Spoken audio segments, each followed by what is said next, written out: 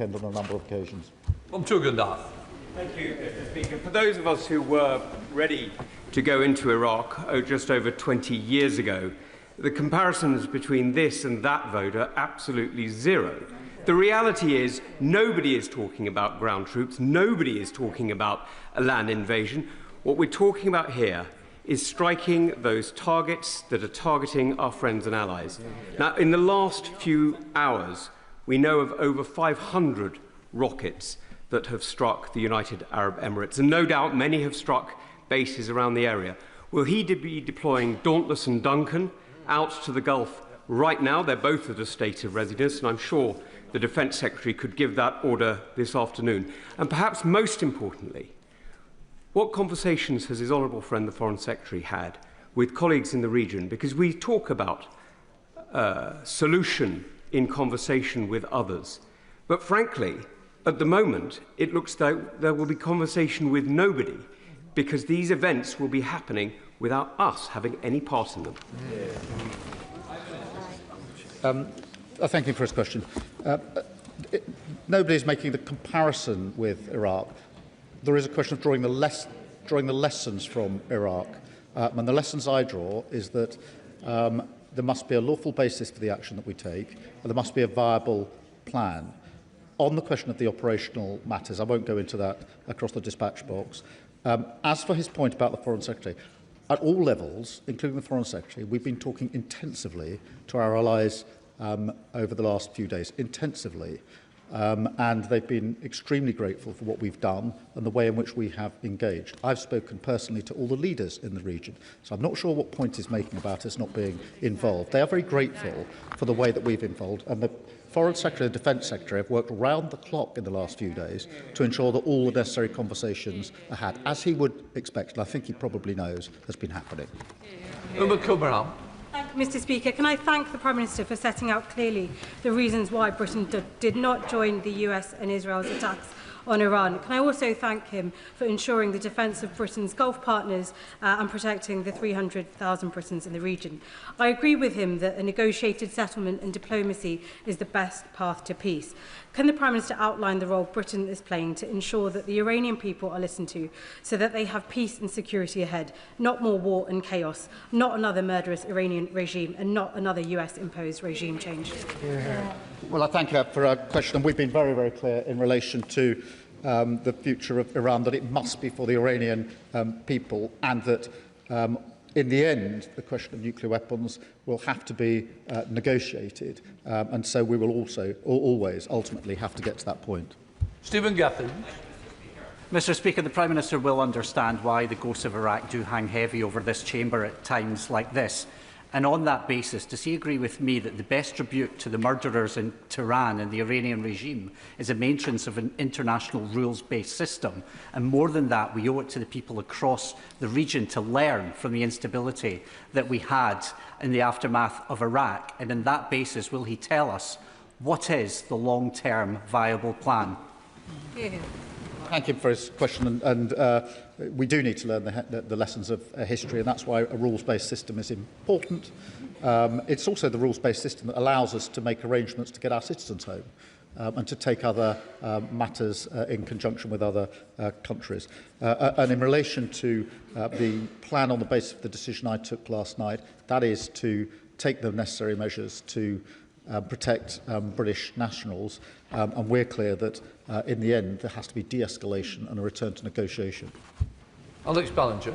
Thank you, Mr. Speaker, and can I thank the PM for his restraint in this operation so far, and not heeding the calls from the Leader of the Opposition to get us embroiled in the reckless US and Israeli strikes on Iran. I still remember interventions in the region, colleagues not returning from Afghanistan, friends who were shot down and tortured over Iraq, and the massive destruction that we've seen to civilians. So will the Prime Minister commit to limiting UK personnel to defensive operations to protect our citizens and our allies, and not get us further embroiled in this unwise and dangerous war?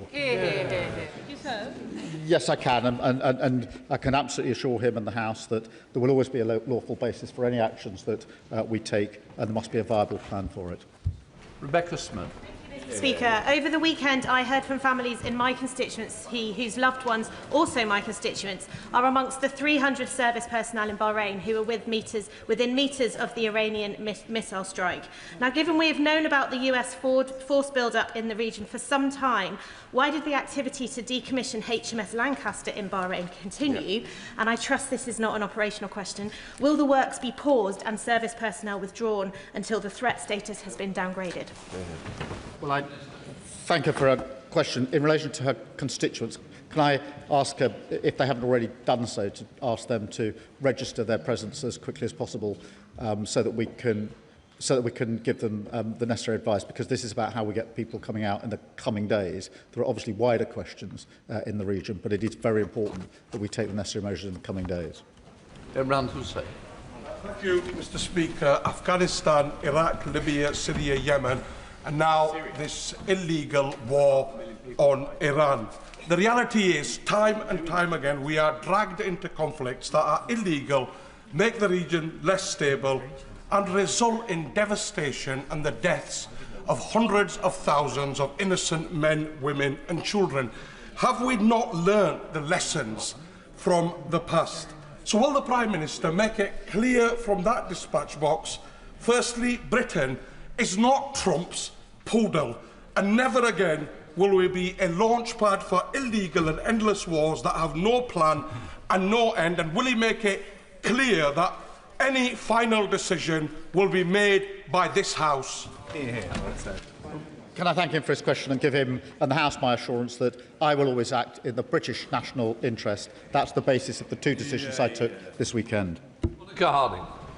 Mr. Speaker, will the Prime Minister confirm the exact limits of defensive operations and guarantee that these limits won't change? And will the UK withdraw consent to use our base if there are proof that they are being used to carry out offensive missions by the US? The basis is collective lawful defence in relation to our allies. The purpose is to take out the ability of Iran to carry out the strikes that are currently being carried out across the region and threatening British nationals, and the actions from our bases will of course be monitored, as she would expect.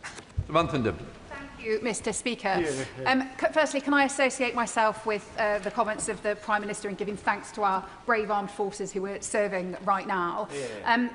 I have constituents in South Derbyshire, and I'm sure we all do across the country, who look at their TV screens and at their social media and see some world leaders who appear reckless, both internationally and domestically, overseeing what looks like state-sponsored murder of people in their own country. So can I thank him for his cool head in this engagement, and can I please implore him to continue exactly as he is, taking all the evidence into account and making decisions that are within the law and putting the interests of our British citizens, both in the countries that are under attack and in the region and at home, at first and foremost. Can I thank her for her question? I've set out the principles on which I've taken the decisions that I've taken this weekend. We keep uppermost in our mind the protection of our citizens and nationals who are in the region. There's 300,000 of them. They are at risk, and it's very important that we do everything we can to keep them safe and secure. Richard Tice. Thank you, Mr. Speaker. The truth is this dreadful Iranian regime has been a permanent threat to British interests, British citizens, both domestically and abroad, attacking us, they're spreading their extremist ideology. And surely the Prime Minister understands that actually the United States and Israel has done the West a huge, huge favour in degrading the military capability of this terrible regime. And does he not understand that after 10 years of negotiation that have failed, actually the West was left with no alternative? And does he understand also that actually, in refusing to support the US, he has humiliated us on the international stage? Can I agree with him that the regime is abhorrent for all the reasons that I've already set out? But I think he's saying that because of that, it is perfectly right for a British Prime Minister to deploy and take action which would not be lawful. I simply and fundamentally disagree. I think it's a very important principle when we're talking about our personnel that we ensure that what we're asking them to do, and they're being asked to put their lives at risk, that we ensure that it is lawful. I believe in that fundamentally. I'm surprised if he doesn't. Member Chorlton. In his statement, the Prime Minister mentioned the drone attack on RAF Akrotiri and the UK's support for the security of friends and partners in Cyprus. Can he tell us how the UK is coordinating efforts with the Cyprus government to ensure the safety of the whole island, including the bases? Can I assure him I spoke to the President of Cyprus yesterday, and I'm hoping to speak to him again later today. Can I repeat what I said earlier, because it's important for reasons that he and the House will understand. The bases in Cyprus are not being used and not going to be used by the US. And it's very important. Why not? Because they're not suitable. But it's very important that that is made clear, because the President and I have been discussing that, as he will understand. John Whittingdale. Thank you, Mr. Speaker. On Saturday, Prime Minister Carney said, "Canada supports the United States acting to prevent Iran from obtaining a nuclear weapon and to prevent its regime from threatening international peace and security."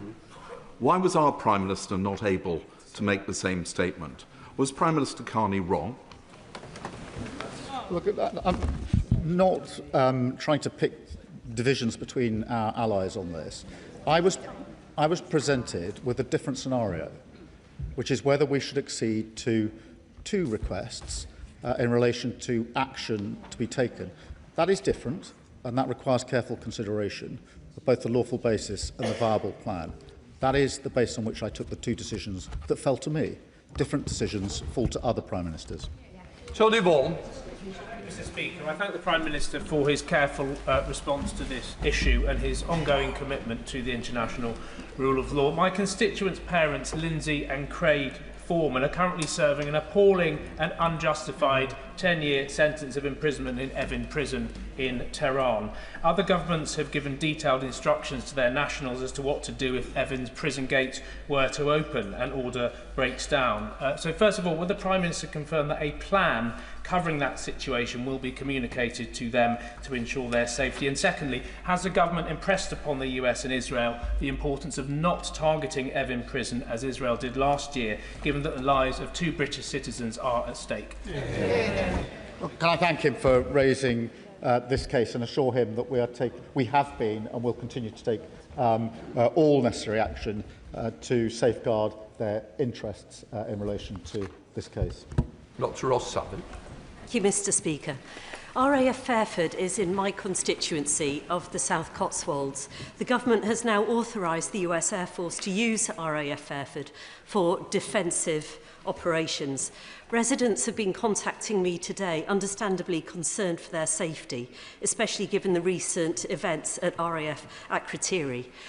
Given that the Prime Minister has pledged to prioritise the safety of UK citizens, what assurance can he offer specifically to the people of Fairford that their safety and security will be fully protected now that UK airbases may be used in operations targeting Iran? Can I thank her for raising that and assure her and her constituents that all necessary measures are being taken to keep her constituents safe in relation to the use of the base in her constituency. That is a first order priority for us, and that's what we're doing. Melanie Ward. Thank you, Mr. Speaker. The Prime Minister is right to be clear that UK military action has to be in line with international law and that we were not involved in Israel and the US's offensive action. He is also right to act to protect British lives and British interests in the face of Iranian attacks. Let me ask the Prime Minister, in rightly drawing lessons from Iraq, does he agree that a failed state in Iran is not in the interests of the UK and not in the interests of the wider Middle East? No, I mean, we do have to learn the lessons, and collapsing and failed states have historically proved to be worse, so we do have to be careful. Sir Julian Lewis. If a missile battery in Iran was continuing to target British bases, would an airstrike against it be offensive or defensive? Mr. Speaker, I think I've made clear the basis of this. The second decision, we have authorised the US to use our bases in order to take out the ability of Iran to make those strikes. That is legal because it's a collective self-defence. Sir Zan Joseph. Mr. Speaker, Iran's reckless attacks have fuelled further regional instability, putting British peoples at risk, along with our allies across the region. The attacks have naturally caused concern about what they mean for our own national security due to the rising oil prices, the cost of living. Does the Prime Minister agree with me that the UK continue to act decisively in our own national interest, including how these conflicts can impact every household in our country? Can I thank him for that question? We're very concerned about the wider impact, and that's why it's important that we continue to argue for de-escalation and a return ultimately to negotiation. Dr. Elicha. Thank you, Mr. Speaker. My party and I stand with all the brave Iranians who condemn the vile regime